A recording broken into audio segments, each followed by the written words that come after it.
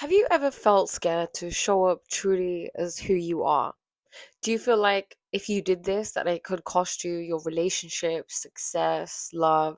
This fear turns up in situations and looks like overthinking when we meet someone new. It could involve avoiding speaking up in certain situations. It could look like sabotaging your relationships. Hello, my name is Priya. Welcome to my YouTube channel, my little corner of the internet where I like to talk about all things mindset, psychology, and just learning how we can be the healthiest, happiest, most fulfilled version of ourselves. Today, we are diving into the fear of being seen, something that comes from your wounded inner child, and it impacts how we turn up when it comes to success, love, and relationships as adults. So, the way that this came to mind was I was watching one of my best friends' podcasts, Garima. I love you. Shout out to Garima Oja podcast. Please, you have to go and watch this episode. I am telling you, you will not be disappointed, especially if inner child and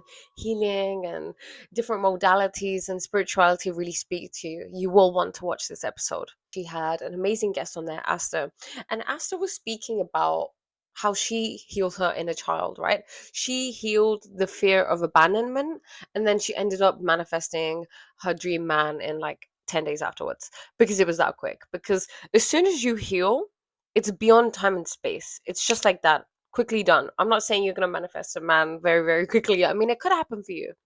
I want to highlight how healing doesn't have to be years and years of struggling and doing this and doing this. It can be momentary. It could be really going down and feeling that deep emotion and, feeling where it first stemmed from, and then just healing it, giving it love, parenting that part of you. I was really inspired by Asta's story, and I decided that I wanted to focus on my inner child and healing. So, as I do in normal Priya style, I was like, I'm gonna find a book. Okay, there's a book that can explain everything to me. So then I went to ask ChatGPT, my absolute bestie, what books it could recommend to me. And then I finally found one called Homecoming. So I'm reading Homecoming and everything is just making so much sense. Then I had this epiphany that it is truly the wounded inner child that causes most of the problems in your adulthood. Because look, everybody is a child. You can grow up and be an adult, but there is still a child in you. And that child is either loved and healthy and secure and safe, or that child is unloved and wounded and has lots of baggage and stress and pain that it's holding on to. And it just needs your love. It needs healing, it needs attention. And you can give that to yourself through doing different inner child healing activities and using different tools. As I'm reading the book, okay, things are coming up for me. I'm really deeply reflecting on my life. One of the things that came up to me, one of the sentences that stuck out to me: wounded child has no sense of self. This is the greatest wound to the child. As children, we're naturally authentic. And if that authenticity isn't accepted by your caretakers and your parents, then the child reverts to a false self. It's like, okay, I can't be me around people because it doesn't feel safe to be me, right? Because safety is such a big concern for you when you're a child. Because when you're dependent upon someone, which you are as a child, you're completely, scarily dependent upon your caretakers and your parents. Of course, you're going to want to please them. You're going to want to, appease them and not get into trouble. And that's why sometimes you can become very hyper vigilant. And that's why people grow up and they're very empathic. And they're like, we're very empathic. We can feel and pick up little things. But little do they know that this is usually, stemmed from trauma. It was a coping mechanism that they developed within their childhood to keep them safe. So the way that this translates when you're older is you kind of bury your authentic self. You find it weird to be your authentic self. And the way that this stuck out to me, and the reason why I made this video today, was because I remember sitting on my bed. This was before even today, like a few days ago, maybe a week ago, a few weeks ago, and thinking, I'm really scared to be seen. And this was in the context of romantic relationships. I had this fear of, if I let someone in too close, they're going to see me, they're going to see who I am. And then I thought, why would that be scary? Like, why is it scary to be seen?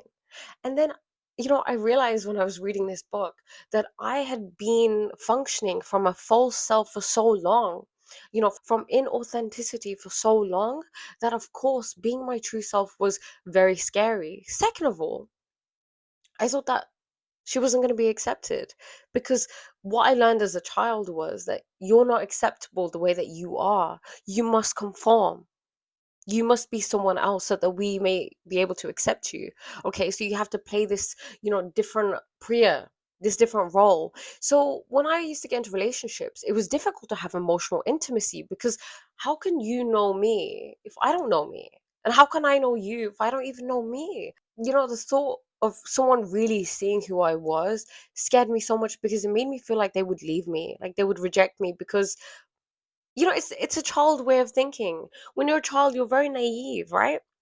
In a sense of like, you think, oh, okay, if I can't be me, then maybe there must be something wrong with me, and maybe I can't be me, because if I'm me, then people are going to leave me. So let me just pretend to be someone else so that I can have relationships in my life, some remnant of a relationship. Maybe the the true version of me is just so disgusting and so horrible that she doesn't deserve to be seen. And it was such a saddening thought to have, but I'm really glad that I have come to terms with that, and I can really accept that. And I did a inner child healing meditation, and slowly by doing these practices, you can really begin to heal that inner child, because no one should ever feel that way, let alone a child, let alone me, my inner child. Okay, like that's not okay. Like, how could I? It's like I'm asking these questions, but I already know the answer. Like, how could I do this? Yeah, because this is what I was taught. And look, I did not learn this information and then think, oh my God, like, I hate my parents. How could they do this to me? How horrible are you? How mean are you? How evil are you? I'm going to have words with you now. I'm going to be like, you did this to me. No, I just thought it's their wounded inner child that was acting out and doing the same to me. Because oftentimes they're not. The people who are hurting you are hurt, and it's their wounded inner child too. So a lot of times when we are still wounded, you will reenact that that toxicity in your other relationships. You will try to fix it. You will identify with the offender that did that to you.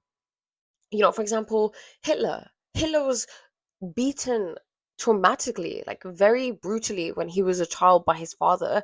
So he had such a horrible upbringing.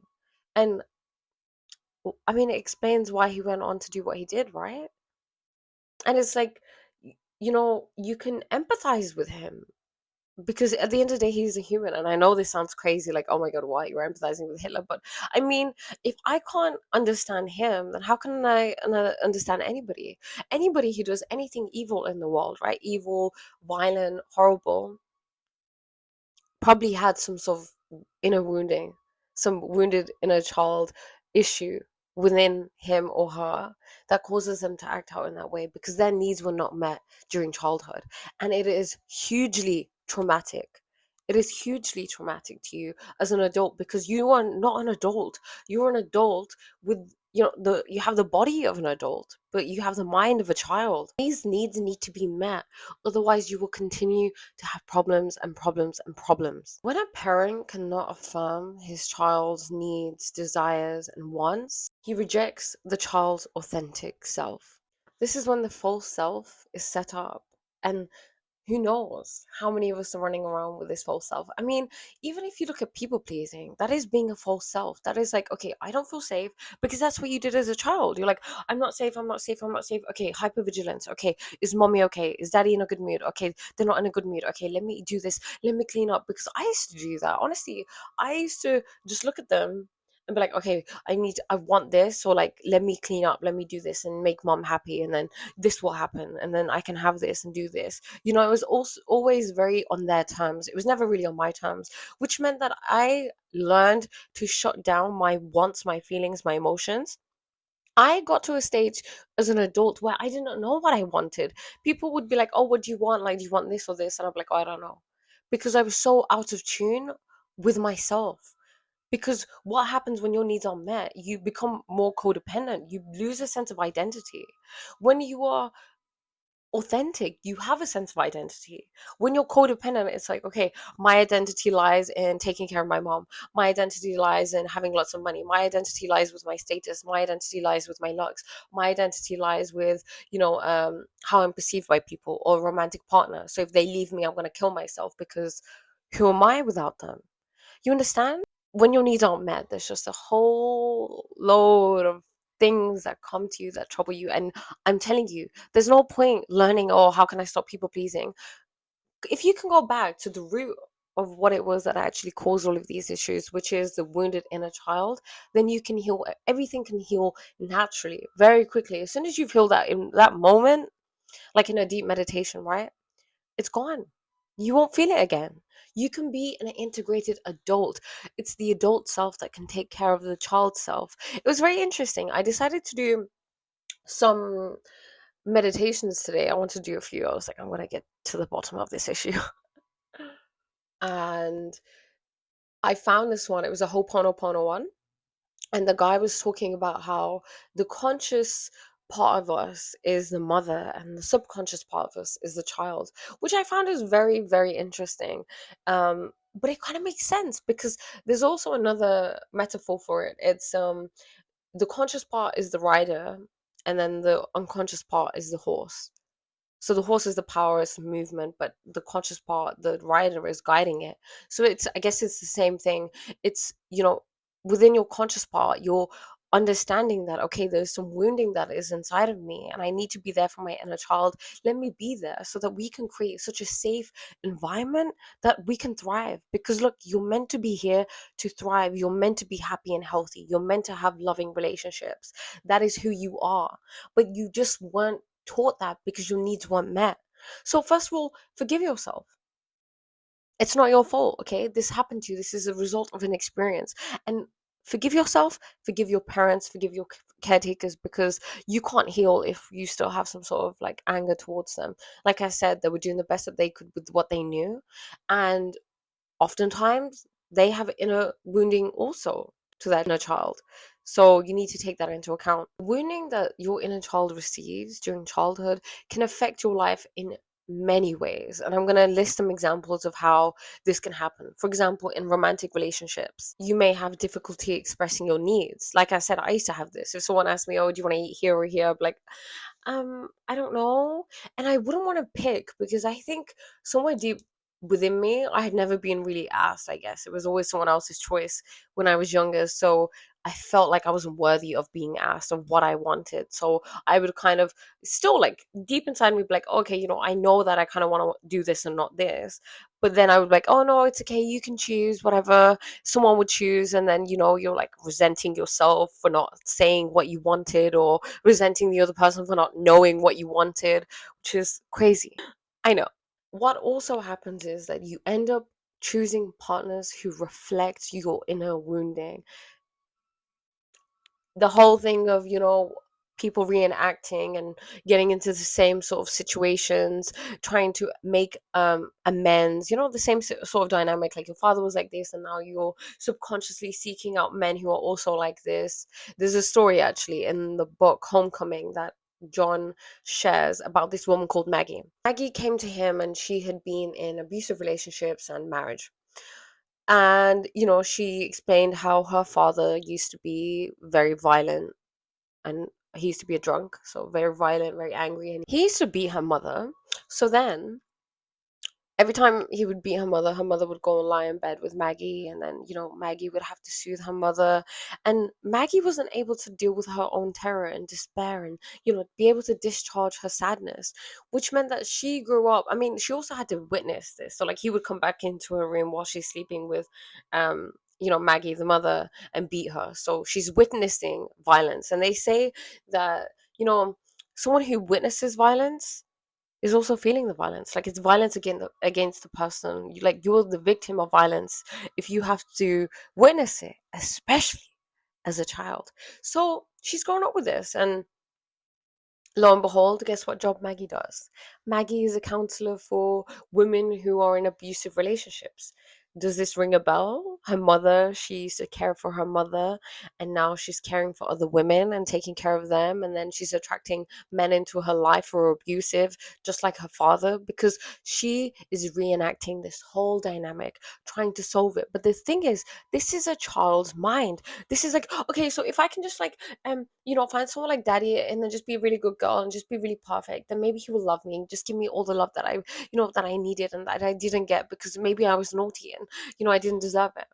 You see, like, this is a child's way of thinking. And when you can understand that this is a child's way of thinking and not the logical, adult, mature way of thinking, then you can bring change to it. You can change the dynamic. The fear of rejection leads to people pleasing. Like I said, when you're younger, you listen to your parents because they have said something or they are giving you some sort of, signal that this is how they're feeling, this is what they need right now, and you'll meet every single one of their needs to feel safe. And then this carries on during adulthood where you're constantly people pleasing because you have no sense of self, you have no boundaries, you're codependent. You just think, okay, I have to appease this person. I have to appease this person. I used to do this all the time. Okay, I was the queen of people pleasing. I just thought I was really noble because I loved seeing people happy, but I didn't understand that not making people happy or making people mad scared the shit out of me. Scared the absolute shit out of me.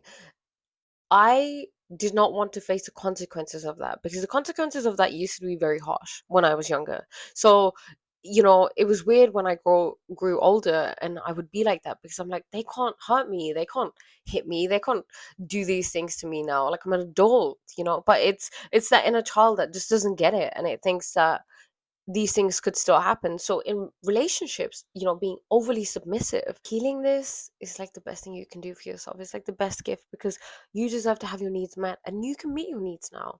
You're an adult now, that adult part of you can take care of the inner child of you and you can integrate her or him within yourself and then go through life knowing that your needs are met, knowing who you are.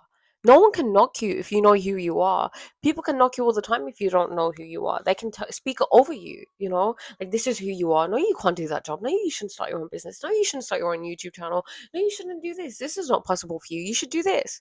And you're like, okay, okay, okay, yeah, sure. Yeah, sure. Like, and then you're secretly hating them. Like, what's the point of that? You can't hate them. You're doing this to yourself. Look, the thing is, I don't want to get into victim mentality. I get it. A wounded inner child. I had one, okay? I'm healing. You probably had one. Most people had one. But the last thing we want to do is get into a victim mentality. Like, this happened to me, this is unfair. Like, now I get to be, a bully to everybody else because you're doing exactly what the other person is doing who hurt you, right? Bullies are being bullied usually. That's why they bully people. No one just thinks, oh, let me bully someone else. Perfectionism is also something that stems from a wounded inner child. It's the fear of judgment. It's, oh, okay, I have to be perfect. I have to get everything perfectly done. Otherwise, I'm not safe. And, I'm not worthy because my worth lies outside of me.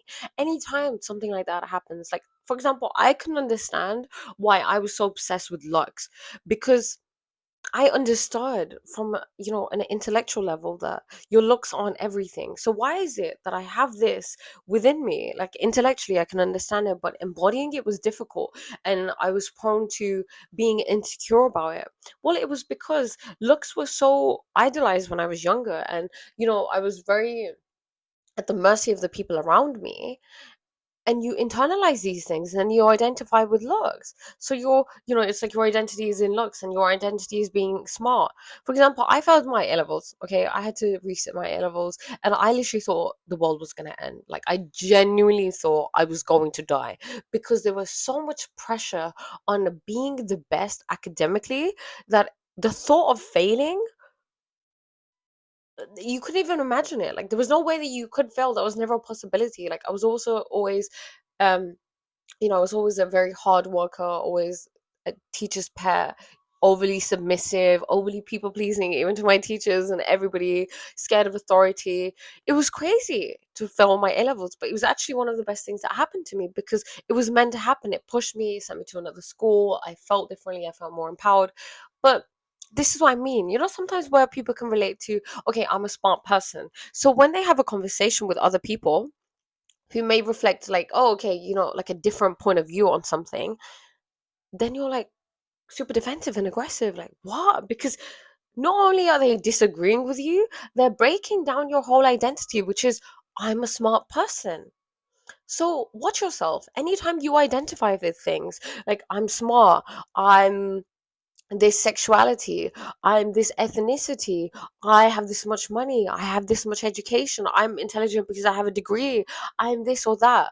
When you're identifying too much with things outside of you, then you've lost it. You've given your power away, because that thing can be taken away from you. And you as a human being are so much more than that. You're not just one thing.